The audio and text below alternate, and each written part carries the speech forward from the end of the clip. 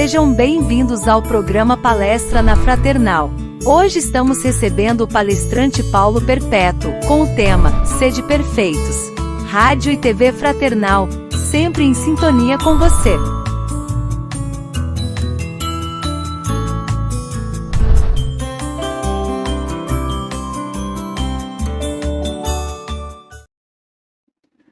Boa noite a todos, meus irmãos, minhas irmãs em Cristo. É uma alegria muito grande, mais uma vez, estar aqui com vocês para compartilhar um pouco mais das lições do Evangelho, né?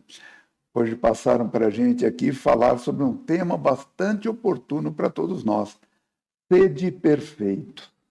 Então, primeiro nós vamos buscar, como sempre, no Evangelho de Jesus, né? E nós encontramos lá, no Evangelho segundo o Espiritismo, no capítulo 17, vejam só a importância que Kardec deu a esse tema. Porque existe um capítulo inteiro no Evangelho segundo o Espiritismo com esse título, Sede Perfeitos, que Kardec dividiu em diversas partes, para que nós pudéssemos analisar uma a uma e entender um pouquinho mais a respeito desse processo de aperfeiçoamento pelo qual nós passamos. Mas quando nós olhamos na Bíblia, em que momento nós encontramos essa passagem de Jesus, onde ele diz que nós devemos procurar ser perfeitos? Está lá no Evangelho de Mateus, no capítulo 5, um dos capítulos mais bonitos que nós podemos encontrar na Bíblia. É um verdadeiro poema de orientação para o nosso tipo de vida, para as escolhas que nós devemos fazer, para as nossas atitudes. Então tem gente que às vezes fala, né, que a Bíblia é chata, a Bíblia é difícil de ler, difícil de entender, as letrinhas são miúdas. Gente, mas a Bíblia ela não é uma novela, ela não é um romance, ela é um roteiro que nós devemos seguir em busca da perfeição. Por isso ela precisa ser lida realmente com a atenção daquele que quer ter a sua alma melhorada, daquele que quer elevar o seu padrão vibratório, daquele que quer crescer espiritualmente. Então, Kardec começa dividindo essa lição no primeiro item, que é quais são os caracteres da perfeição. Ele diz que eles são facilmente encontrados e nós conseguimos enxergá-los com muita facilidade. Lá atrás, Jesus já havia dito para nós, né? Ama o teu próximo como a ti mesmo. E aí, nesse capítulo, ele diz assim, ama o teu inimigo. Ora por aquele que te persegue, abençoa aquele que te segue, aquele que te odeia e te calunia.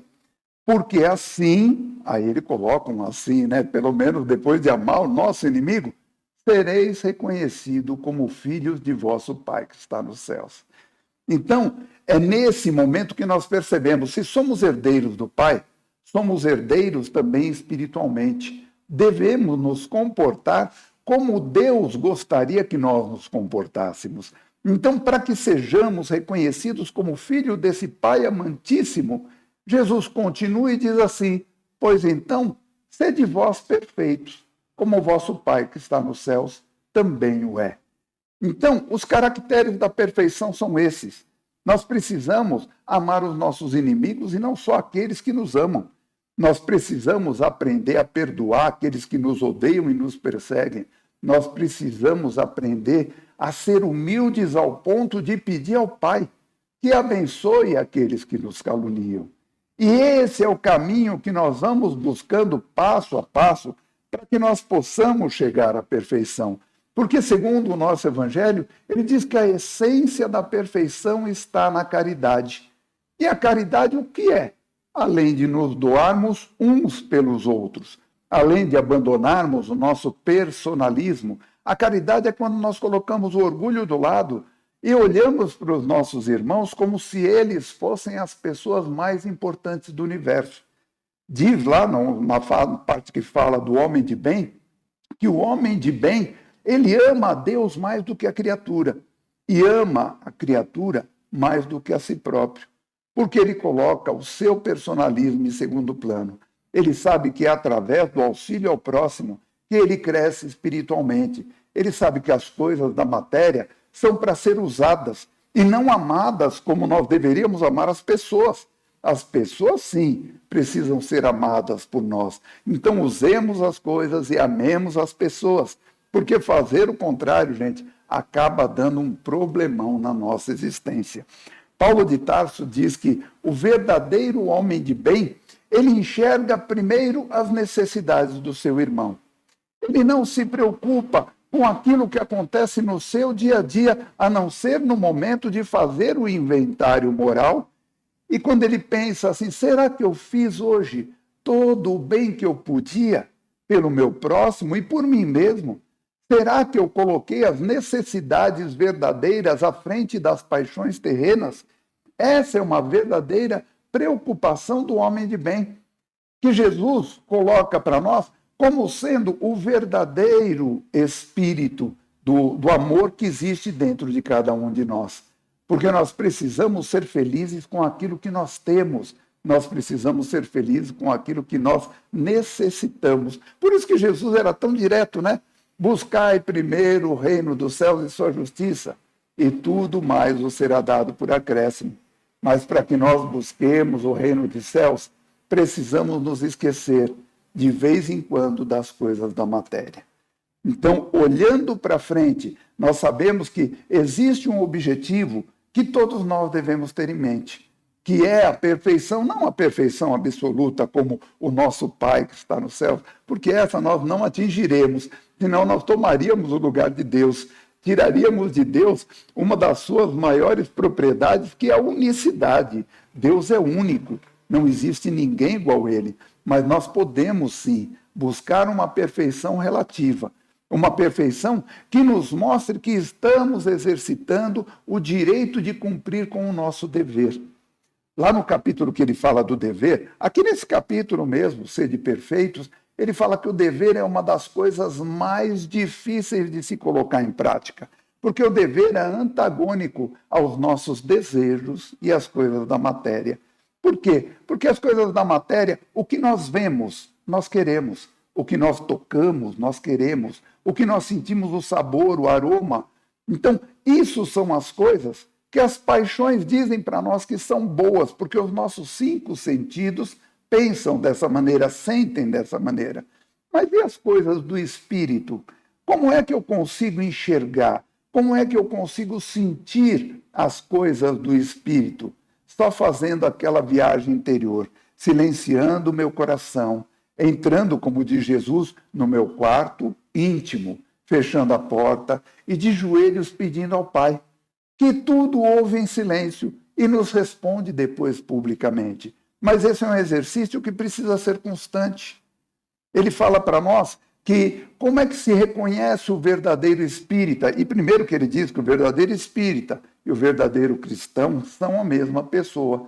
Ele fala, reconhece-se o verdadeiro espírita pela sua transformação moral e pelos esforços que faz para vencer as suas más inclinações. Então, esse é o grande objetivo, uma luta contra nós mesmos. Sairmos vencedores de uma luta onde entra o nosso conhecimento de nós mesmos e aonde entra aquilo que nós vemos e vivemos no mundo. Isso não significa que nós devemos abandonar o mundo, muito pelo contrário. Ele diz que o homem de bem precisa viver no mundo como os homens do seu tempo. Mas aí Emmanuel nos faz um alerta. Desde que tudo aquilo que nós fizermos no mundo, com os homens do mundo, não ofenda a Deus e nem a nossa consciência. Então a nossa consciência precisa estar sempre tranquila. Será que os meus pensamentos valem a pena ser divididos pelos outros? Alguém já parou para pensar? Será que se alguém conseguisse ler os nossos pensamentos, ficaria feliz ou ficaria estarrecido? Porque muitas das vezes nós vestimos as 1000 máscaras que a materialidade nos permite e somos bons pais, bons filhos, bons maridos, bons profissionais, bons espíritas. E nem sempre é isso que se esconde por trás da máscara. Então precisamos não ter vergonha de mostrar a nossa cara limpa. Porque quando nos mostrarmos, as pessoas encontrarão em nós aquilo que nós demonstramos para elas. Eu lembro que quando eu era criança, nós éramos católicos ainda, e nós frequentávamos uma igreja próxima de casa. E era minha mãe, uma amiga dela, e nós, crianças, íamos juntos. E eu lembro que passava um senhor que usava um chapeuzinho, e a minha mãe comentava com essa vizinha nossa, falava, olha, aquele senhor é espírita. E aí eu ficava pensando, por que elas comentavam isso em voz baixa? E aí um dia eu perguntei para a nossa vizinha, Dona Marisa, ela se chamava, uma italiana. Falei, Dona Marisa, por que quando aquele homem passa, vocês comentam que ele é espírita? Ela falou, porque os espíritas, Paulo, são honestos. Os espíritas são pessoas boas. Os espíritas fazem a caridade. E eu lembro que na minha meninice, um dia eu perguntei a ela, Marisa, então por que nós não somos espíritas? Porque não fazia sentido. Se ele tinha todos os predicados, se ele tinha todas as virtudes que nós gostaríamos de ter, por que nós não éramos espíritas?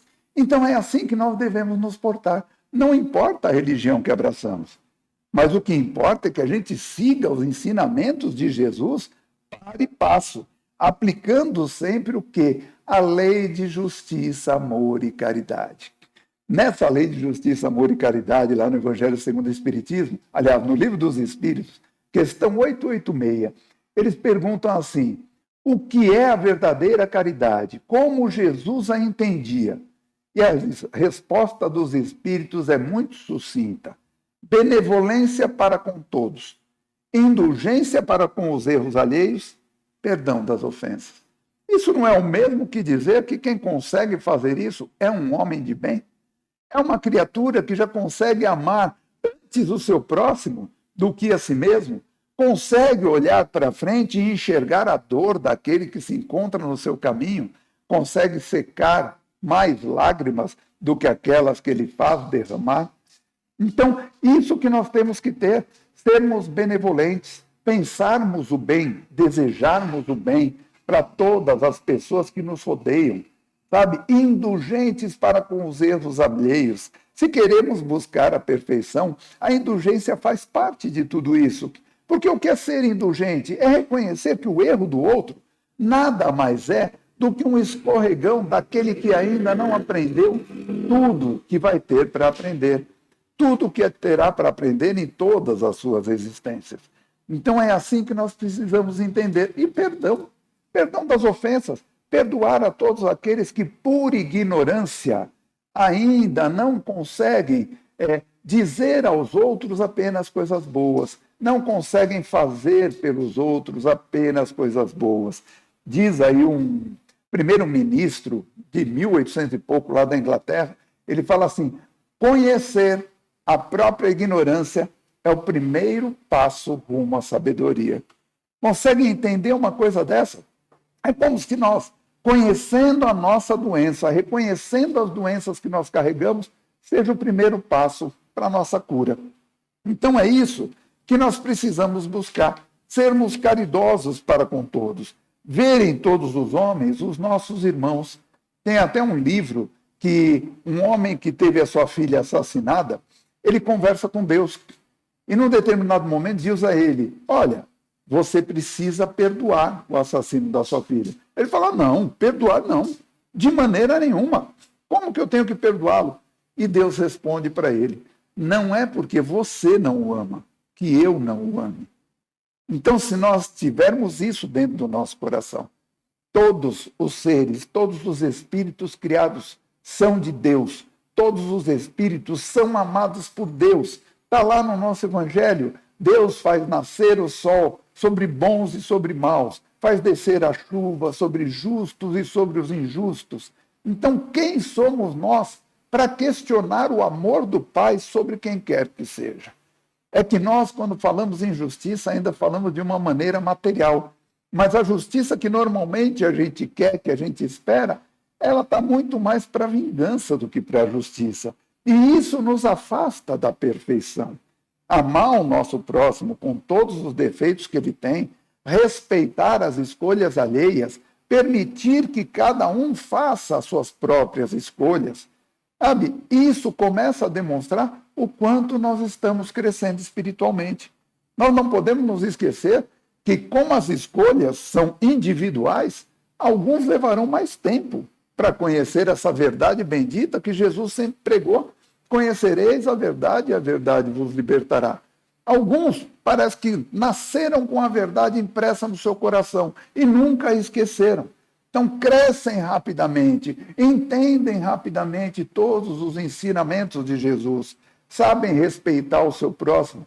E outros, às vezes, levam muitos e muitos anos, muitas encarnações, muitos milênios, mas somos espíritos eternos.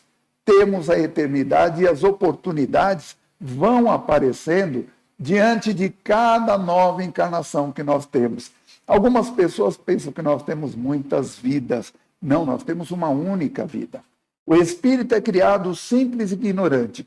Começa a aprender, a adquirir conhecimentos e começa a utilizar o seu direito de fazer escolhas, o tal do livre-arbítrio, aquele que nos coloca, muitas vezes, em muitas enrascadas, porque nós acabamos escolhendo por aquilo que nós vemos.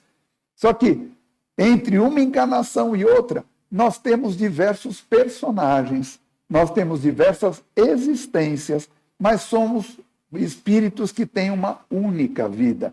E essas existências são interconectadas.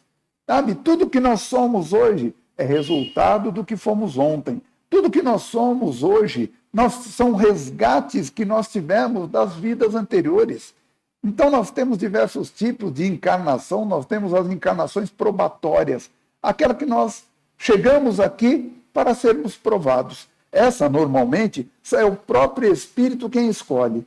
Então, naquele momento do nosso planejamento reencarnatório, os amigos espirituais sentam na mesa conosco, que nós nos encontramos lá na espiritualidade e fazemos aquela análise, aquele apanhado, e aí eu, espírito, digo assim, quero ser provado na questão do dinheiro, porque na outra encarnação tive muito e não soube aproveitar. Me entreguei às paixões desvairadas, me entreguei à usura, agora quero ser provado. Normalmente as provas são escolhas do próprio espírito, mas existem as encarnações expiatórias. Essas nós temos muito pouco a dar pitaco, porque os amigos espirituais também sentam junto conosco na mesa e junto conosco fazem uma análise. Olha, na outra você cometeu esse desvario. Isso teve uma consequência, isso atingiu outras pessoas. Então, nessa, nós achamos por bem que você aceitasse expiar as suas faltas dessa e dessa maneira. E cabe a nós, como espíritos sinceros, querendo o crescimento, querendo reparar as dores que nós causamos, aceitar esse tipo de encarnação. Mas existe um terceiro tipo que se fala pouco, as encarnações missionárias. Essa é daqueles espíritos que já estão se aproximando dessa perfeição que nós falamos. Espíritos que não têm nada a espiar, espíritos que não precisam ser provados, mas que às vezes, estando na mesma mesa de espíritos doentes, sofredores, se colocam à disposição, se solidarizam e se voluntariam a vir como pais, como mães, como irmãos, de um espírito que trará uma série de problemas, uma série de dores, uma série de questões a resolver e que precisará de apoio. Então essas são as encarnações missionárias. Esses são espíritos que já estão se aproximando dessa perfeição da qual nós falamos.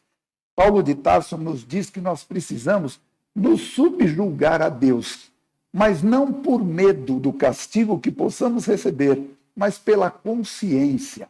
A consciência de que estar subjugado a Deus é uma coisa boa, é ter a proteção e o amparo em todos os momentos. E tem um escritor português chamado Essa de Queiroz, parece que ele leu essa parte do Evangelho e ele diz assim: o homem que não peca com medo do fogo do inferno, ele tem medo do fogo e não do pecado. E nós deveríamos ter medo de errar, deveríamos ter medo do pecado. Apesar de saber que Deus não quer a morte do pecador, mas sim que ele se redima, nós deveríamos nos esforçar dia a dia por ter uma vida cada dia mais plena, mais respeitável, mais ética, mais humilde, porque isso entra na questão das virtudes. Porque aqui no capítulo 17 também fala sobre as virtudes. O que é virtude? Aquilo que você carrega de bom dentro do seu coração, conhecimentos já adquiridos que ajudam a você e todos os demais, mas que você não conta para ninguém. porque caso você contasse, deixaria de ser virtude e passaria a ser orgulho. E mais uma vez nós cairíamos. Tem até uma história interessante sobre Santo Antão. Santo Antão nasceu no ano 251 e foi um dos primeiros santos do deserto. Ele era conhecido como o pai de todos os monges e como escolhido das trevas. Olha só como ele era conhecido. Com 20 e poucos anos, ele entrega toda a sua riqueza e vai viver no deserto. E aí eles ainda fazem uma comparação. Jesus foi tentado pelo demônio durante 40 dias no deserto. Santo Antão foi tentado pelo demônio durante 80 anos. Aos 20 e poucos anos, ele se entregou à sua vida monástica no deserto e viveu até os 105 anos. Mas diz a história que Antão foi tentado todos os dias. Quando ele tentava dormir, a sua cama chacoalhava, ele era jogado do leito, sua cama era levada até as alturas e caía no chão. Quando ele tinha fome e resolvia jejuar para mostrar que era temente a Deus, o diabo fazia aparecer na frente dele mesas com todos os tipos de iguaria, todos os tipos de comida, de bebida, e Antão resistia firmemente. Quando Antão se colocava em oração, o demônio fazia com que aparecessem mulheres nuas na sua frente e o tentava de forma libidinosa. E o diabo chegou ao ponto de agredi-lo fisicamente. Antão chegou às vias da morte. Algumas pessoas achavam que ele havia morrido quando ele, mais uma vez, se mostrou que estava vivo, temente e confiante em Deus. Então ele realmente teve uma vida de muita luta, que valeu a pena ter a sua história escrita por um monte de pessoas fora das pessoas dentro de uma religião. Na religião, falando, Antão venceu todas as tentações. Mas um camarada chamado Flaubert, esse camarada escreveu sobre Antão para nos mostrar os perigos que existem na falta da virtude. Então Antão passou por todas essas dores. Depois de 80 anos sendo tentado, o demônio chegou até Antão e disse: olha, você me venceu. Eu nunca me empenhei tanto em derrubar alguém, mas você se mostrou mais forte. Eu desisto. E dizendo isso, o diabo virou as costas e saiu. Antão, nesse momento, se ajoelha, levanta as mãos para os céus e diz para Deus: muito obrigado, Senhor, eu venci. Antão não resistiu ao desejo de ser santo e caiu no pecado, que deveria ter sido a maior de todas as virtudes suas, de resistir a essa tentação. Então nós precisamos estar atentos, gente. Não é porque as nossas vidas começaram a melhorar com o nosso estudo do Evangelho, não é porque aprendemos um pouquinho mais sobre a vida de Jesus, não é porque já estamos nos esforçando no caminho do bem, que a espiritualidade é inferior, aqueles amiguinhos que ainda querem a nossa queda, se afastarão de nós totalmente. Eles têm a eternidade, eles têm a invisibilidade, nós não os vemos. Basta que nós demos uma só brecha para eles, para que eles se aproximem novamente e nos façam cair nas tentações que o mundo coloca para nós. Nós nos encontramos numa posição hoje, dentro dos conhecimentos do Evangelho, digamos que estamos aqui. Os espíritos inferiores não conseguem se aproximar de nós, a não ser que nós abramos as brechas e desçamos até eles.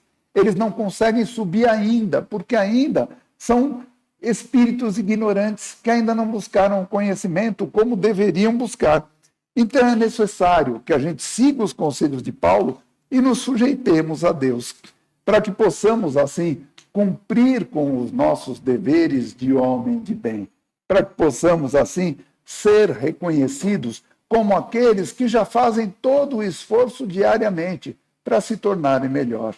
Santo Agostinho nos dizia que o caráter de um homem não se forma apenas por aquilo que acontece na sua vida, mas também por aquilo que ele se recusa deixar acontecer. Olha lá o homem de bem de novo, né? Lutando contra as suas más inclinações, lutando contra as suas más paixões. Precisamos estar atentos para dizer não a nós mesmos. Muitas das vezes nós nos enganamos para que possamos ter as coisas da matéria. Sabemos da verdade, mas permitimos que o nosso eu material se sobreponha ao nosso eu espiritual. E muitas das vezes até utilizando essa desculpa de que a doutrina nos ensinou que somos eternos. O que eu não melhorar hoje, eu posso melhorar na próxima. Como se isso fosse uma verdade absoluta. Precisamos buscar com afinco a nossa melhora hoje, todos os dias, para que possamos, no menor tempo possível, sermos reconhecidos como filhos do nosso Pai que está nos céus. E herdarmos essa terra maravilhosa que diz que pertencerá aos mansos, esses seremos nós, porque teremos o nosso coração regenerado e poderemos herdar uma terra de regeneração, um mundo onde o bem já possa suplantar o mal. Então, meus irmãos, o pai de todos os monges, Santo Antão, que lutou durante mais de 80 anos, deixa para nós um exemplo vivo do que é possível fazer.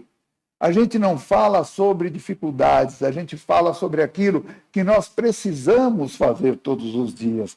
Tem um ditado africano que eu gosto demais, que fala assim: se todos os dias o sol se levanta nas savanas, a corça sabe que precisa correr mais do que o leão se quiser sobreviver.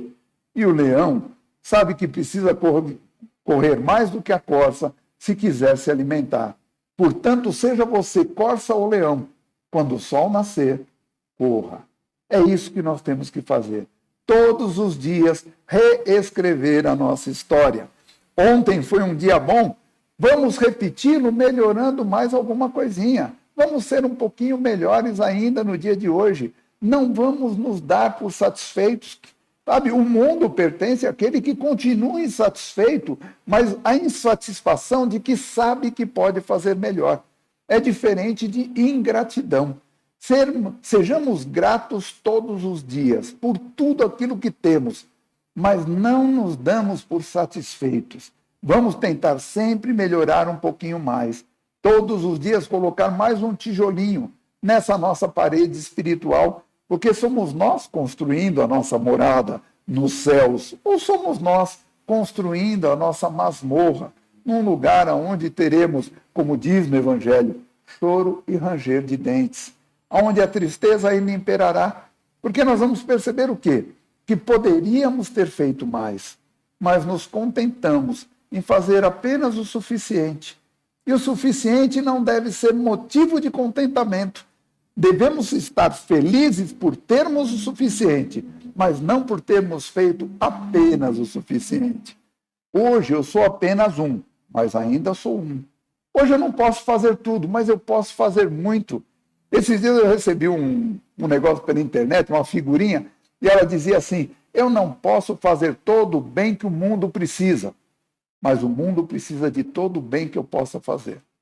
Quando eu tenho esse tipo de pensamento, eu sei que eu tenho uma missão dentro desse planeta, dentro dessa existência. Deixar um legado, deixar esse mundo melhor do que quando eu aqui cheguei.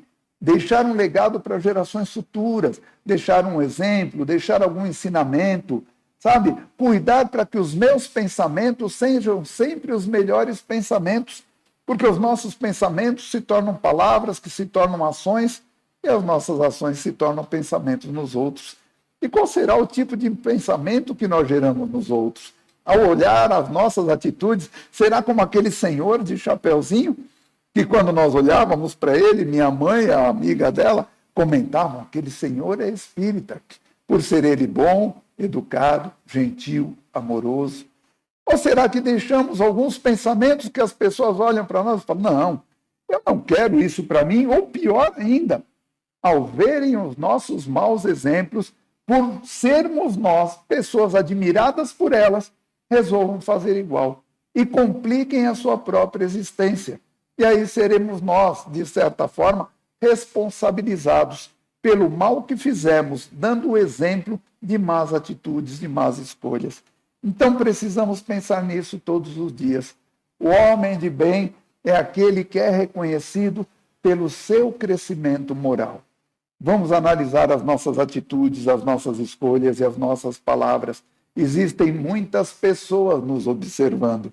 Eu sempre gosto de contar, nós temos um trabalho com dependência química e alcoolismo, e um dia um rapaz chegou lá e eu fiz uma pergunta, como faz parte do nosso trabalho, falei, mas por que você iniciou nessa vida de alcoólico?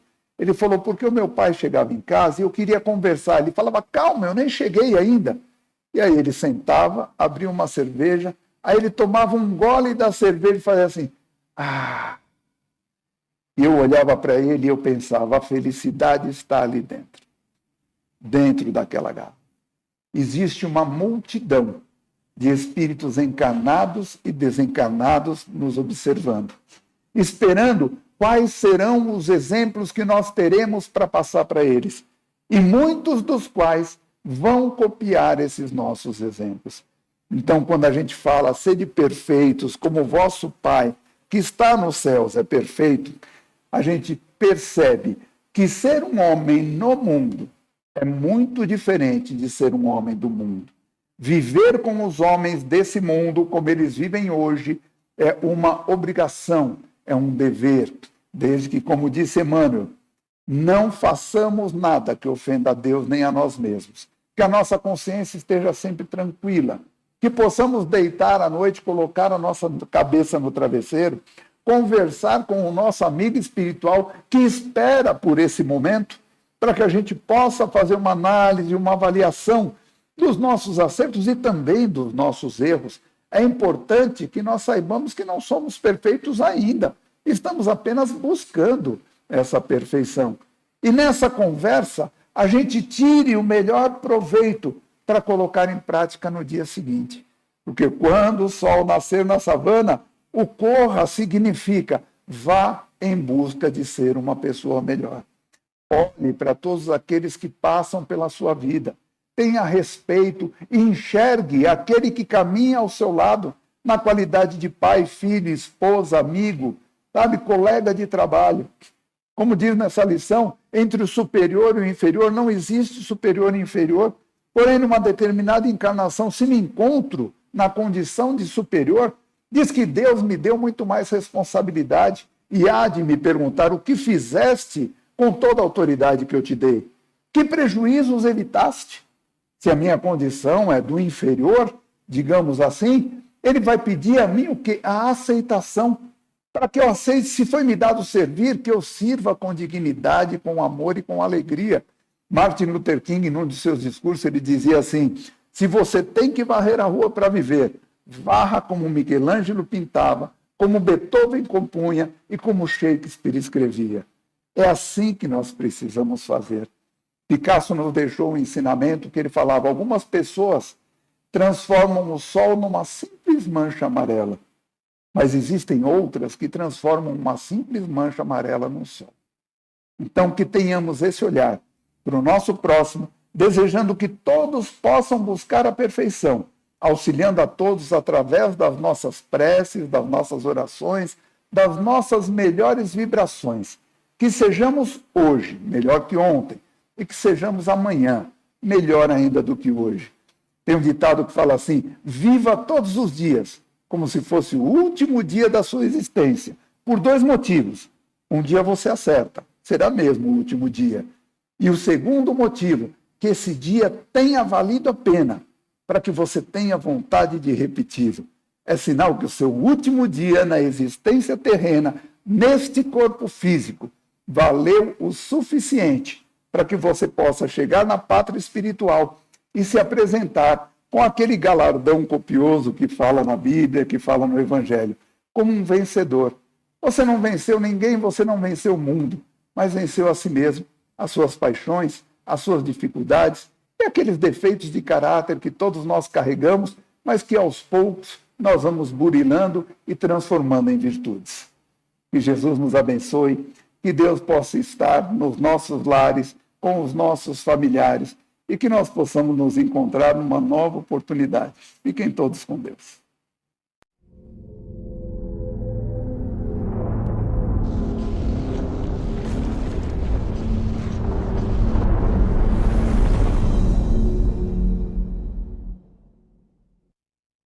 Acabamos de apresentar mais um programa Palestra na Fraternal. Sempre uma palestra diferente com temas ligados à doutrina espírita. Assista pelo YouTube, pela TV Fraternal e também no Facebook. Ouça pelo aplicativo da Rádio Fraternal e pelo site fraternal.net.br. Rádio e TV Fraternal, sempre em sintonia com você.